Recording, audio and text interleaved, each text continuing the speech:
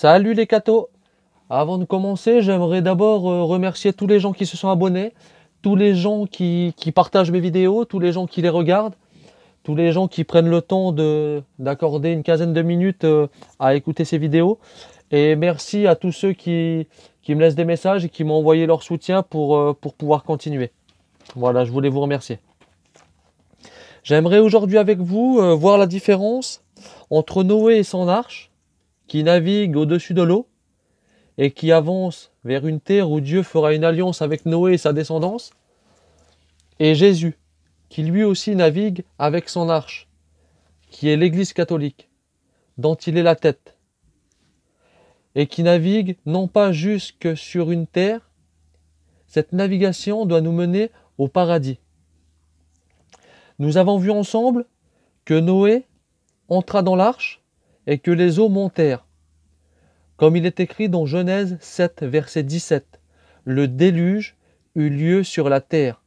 Pendant 40 jours, les eaux grossissèrent et soulevèrent l'arche qui s'éleva au-dessus de la terre. Au verset 19, on nous dit même, les montagnes les plus élevées furent recouvertes. Voilà les cathos. Nous venons de voir que les eaux ont même passé au-dessus des montagnes. Ce signe nous montre que la mort s'est installée sur terre, car personne ne peut être au-dessus des montagnes. J'aimerais vous rappeler que les symboles bibliques ont plusieurs sens selon leur contexte.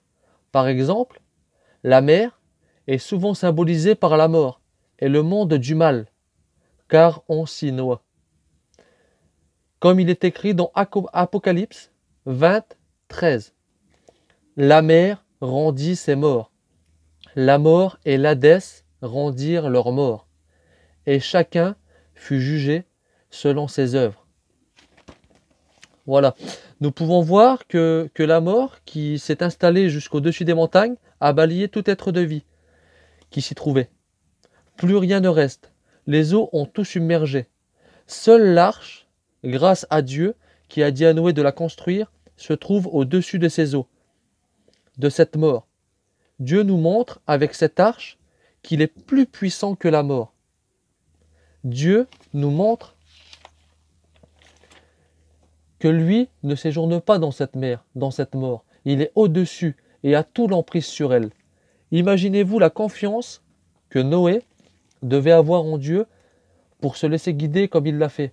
Construire cette arche, monter et attendre le retour de Dieu pour faire baisser ses eaux. La patience de Noé était formidable pour moi. Regardez ce qui est écrit dans Hébreux 10, 36. Car vous avez besoin d'endurance pour accomplir la volonté de Dieu et obtenir ainsi la réalisation des promesses. Voilà les cathos. La volonté et l'endurance de Noé vont être enfin récompensées. L'arche est en route vers cette terre promise où Noé et sa famille vont pouvoir tout recommencer. Regardez ce qu'il est écrit dans Genèse 8, versets 6 à 13. Or, au bout de 40 jours, Noé ouvrit la fenêtre de l'arche qu'il avait faite. Il lâcha le corbeau qui s'envola, allant et revenant, jusqu'à ce que les eaux découvrent la terre ferme. Puis, il lâcha la colombe, pour voir si les eaux avaient baissé sur la surface du sol. Mais la colombe ne trouva pas où poser la patte.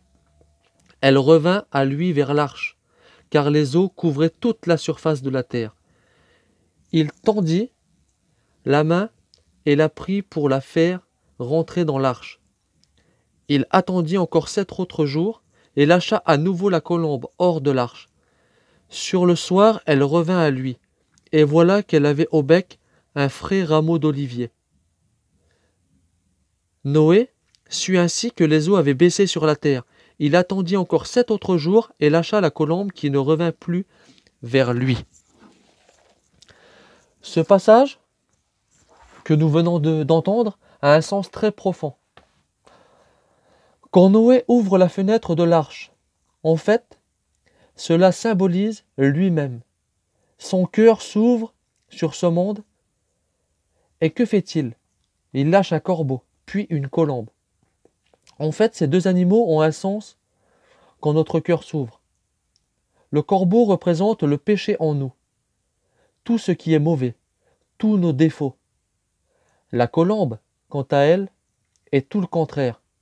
Elle représente ce qui est pur dans notre cœur, tout notre amour et toute notre bonté.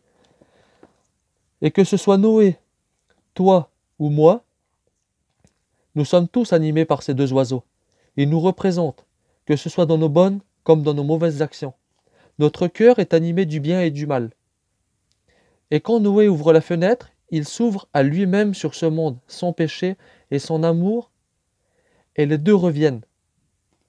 Cette terre que Noé cherche n'est pas encore prête. Noé patiente donc encore 7 autres jours, et relâche la colombe, et sur le soir revient à lui, avec un rameau d'olivier. Dans ce texte, nous pouvons voir que Noé attend 7 jours pour renvoyer la colombe. Le chiffre 7 est le chiffre symbolique de l'alliance entre Dieu et les hommes. Et c'est ce qui s'est passé. Après le déluge, une nouvelle alliance a été créée avec Noé et sa famille. Et cette colombe que Noé envoie représente l'Esprit Saint. Et elle revient avec un rameau d'olivier, ce qui signifie l'apaisement de la nature. La décrue commence, symbole du pardon de Dieu. Les eaux vont baisser et une nouvelle vie va redémarrer. Et cet Esprit Saint, qui ramène jusqu'à Noé ce signe où la paix est revenue, cette arche que Dieu avait demandé à Noé de construire a tenu bon et l'amène à cette nouvelle terre. Et nous alors, quelle est donc cette arche que Dieu met à notre disposition pour nous sauver? J'aimerais vous lire Matthieu 14, versets 22 à 33.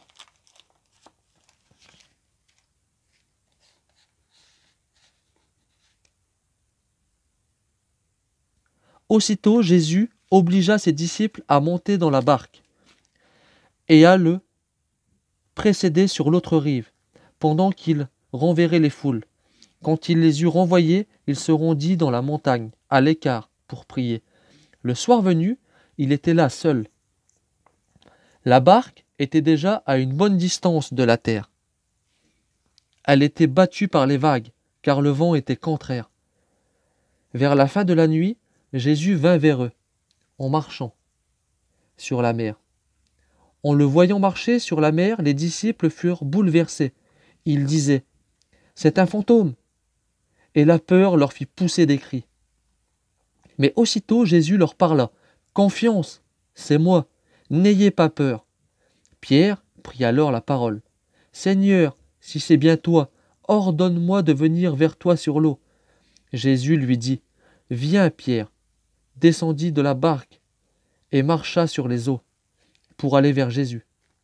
Mais voyant qu'il y avait du vent, il eut peur.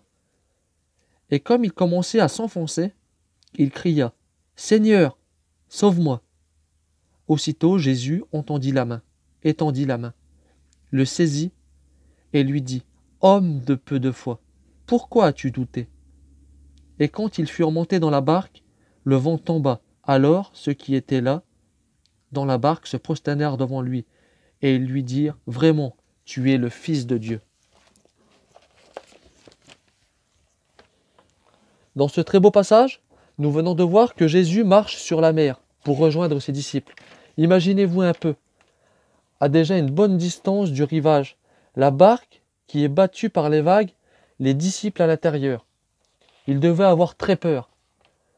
La barque, à tout moment, peut se retourner. En plus, elle avançait à vent contraire, c'est-à-dire presque sur place. Tu es bloqué au-dessus de ce que représente la mort, tu es ballotté par ces vagues qui essaient de te retourner, et tu avances tellement lentement que tu as l'impression d'être sur place. Et pourtant, dans tout ce qui t'entoure, les disciples réussissent à percevoir quelque chose. Ils croient même voir un fantôme, et la peur leur fit pousser des cris. Mais aussitôt Jésus leur parla. « N'ayez pas peur, c'est moi. » J'aimerais quand même, que dans la Bible il est écrit, vous dire que dans la Bible il est écrit 365 fois. N'ayez pas peur. Cela est pour nous une fois par jour. Jésus te dit, n'ayez pas peur. Aie confiance en moi, en mes paroles. Cela pour t'aider à grandir dans la foi. Jésus t'invite à avoir confiance en lui, à ne justement ne pas te laisser bouleverser par les vagues qui pourraient secouer ta barque.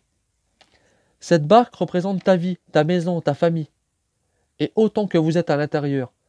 Et ces vagues qui secouent ta barque, elles représentent tout ce qui est mauvais, la maladie, la famine, les problèmes de couple, les problèmes avec ton entourage.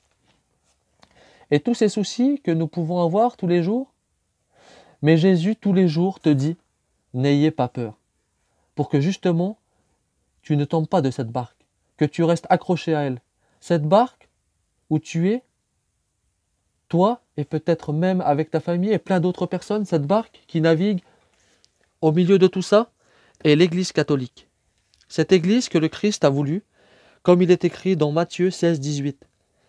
Et moi, je te le déclare, tu es Pierre, et sur cette pierre je bâtirai mon Église, et la puissance de la mort ne l'emportera pas sur elle. Voilà les cathos. Jésus te dit que dans cette Église, tu es en sécurité, car d'abord, c'est le Christ qui l'a voulu. Et où est le Christ, tu es en sécurité. Et deuxième point, la mort ne l'emportera pas sur elle. Aucune vague ne peut la renverser. Je te dis bien, aucune, car Jésus l'a promis. C'est pourquoi, toi-même, ne te laisse pas détourner de cette Église, accroche-toi à elle. Car je te rappelle que Jésus en est le capitaine. Regardez ce qui est écrit dans Colossiens 1, verset 17. Il est avant tous les êtres, et tout subsiste en lui. Il est aussi la tête du corps, c'est-à-dire de l'Église. Ce passage nous montre que Jésus est la tête de cette Église. Et nous sommes son corps. Nous sommes dans la même barque, conduits par le capitaine par excellence. C'est pourquoi, moi, je suis catholique. Je préfère être guidé par Jésus, plutôt que d'être guidé par un homme. Dans Matthieu 15, 14, il est écrit « Laissez-les dire, ce sont des guides aveugles, pour des aveugles. Si un aveugle guide un aveugle, ils tomberont tous les deux dans un trou. » Voilà les amis. À vous de réfléchir. Vous voulez être guidé par qui? Jésus qui est le chemin, la vérité et la vie? Ou une personne, qui que ce soit, qui te propose autre chose que le Christ et son Église? Mais méfie-toi que cette personne n'est pas aveugle, car elle pourrait être cette vague qui te ferait tomber dans un trou. La méditation est pour chacun d'entre nous. Suis-tu Jésus ou suis-tu un homme? En tout cas, pour Pierre, la décision était prise. Il demande à Jésus s'il peut le rejoindre sur les eaux. Jésus lui dit « Viens ». Pierre marcha donc sur les eaux pour aller vers Jésus. Mais voyant qu'il y avait du vent, il eut peur. Et comme il commençait à s'enfoncer, il cria « Seigneur, sauve-moi ». Aussitôt Jésus étendit la main, le saisit et lui dit « Homme de peu de foi, pourquoi as-tu douté ?» Pierre réussit à faire quelque chose. Pas sur cette mort, pas sur cette terre. La confiance en Jésus de Pierre est tellement grande qu'il marche sur la mer. Mais en voyant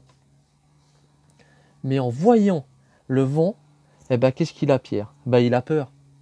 Il se détourne du regard de Jésus et commence à couler. C'est exactement ce qui se passe pour beaucoup d'entre nous. Comme tout va bien, que notre vie avance, comme nous l'avons décidé, Dieu est grand, Dieu est le meilleur, Dieu est parfait. Mais au moindre coup de vent, au moindre souci, qu'il soit grand ou petit, tout peut être mis en question. J'entends beaucoup de gens remettre Dieu en question, dire que ça va mal. Si Dieu existerait, il ne m'aurait pas arrivé ça. Ou alors, il n'y aurait pas tant de malheur dans le monde. Dès qu'une vague secoue notre vie, faisons comme Pierre, demandons à Jésus, comme lui aussi commençait à couler, « Seigneur, sauve-moi ». Et à ce moment-là, ta foi ne faiblira pas. Elle sera ferme et solide. Et tu tiendras bon, même dans les difficultés. Car je vous rappelle que Dieu n'est pas un bouclier. Tu ne peux pas t'en servir quand tout va bien et le jeter ou le remettre en question quand tout va mal. La vraie récompense ne se trouve pas ici dans cette terre. Elle se trouve en Jésus, qui sera là pour te tendre la main quand la mort sera là pour te frapper. ou toute difficulté. Lui te relèvera et te conduira à la vie éternelle. Amen. Voilà les cathos. J'ai essayé aujourd'hui de vous montrer la différence entre l'arche avec comme capitaine Noé. Noé qui sauve sa famille de la mort physique par son obéissance imparfaite. Noé préserve la création d'une destruction totale par son dévouement et ses actes. Alors que Jésus, capitaine de l'Église catholique, sauve son peuple de la mort éternelle par une obéissance parfaite. Il sauve la création du péché et de ses conséquences pour toujours et la fait entrer dans un état de gloire ultime. Jésus est le capitaine par excellence. Voilà les cathos. Avant de terminer, j'aimerais vous donner un vieux dicton marin que j'aime beaucoup. Celui qui n'a pas peur en mer n'est pas un marin. Celui qui a peur de tout et de rien ne l'est pas non plus. Voilà les amis, je vous laisse à votre méditation et que Dieu vous bénisse et à plus les cathos.